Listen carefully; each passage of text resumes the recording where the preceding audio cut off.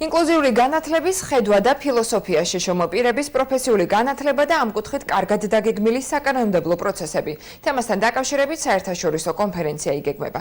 კონფერენციის მონაწილეებს თავიანთ გამოცდილებას ამ კუთხით ინგლისელი და შოტლანდიელი მკვლევარები გაუზიარებენ.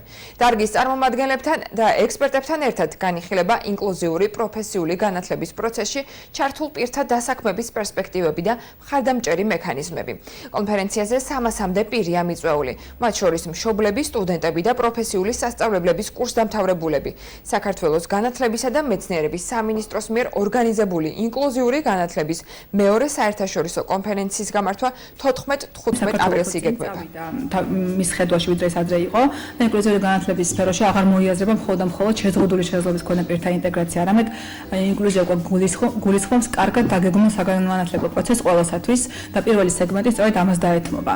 ყველაზე მსხვილი სეგმენტი ეს იქნება უკვე შეჯამება ამ პროცესებისაც აქამდე გაკეთებულა ინკლუზიური განათლების სფეროში საქართველოში, ის ტენდენციებიც საერთაშორისო მასშტაბით არსებობს და როგორ ვაპირებთ კონვენციით დაკისრებული ვალდებულებების შესრულებას. ანუ ჩვენ განათლების სამინისტრო აქტიურად ისაუბრებს ამ საკითხებზე.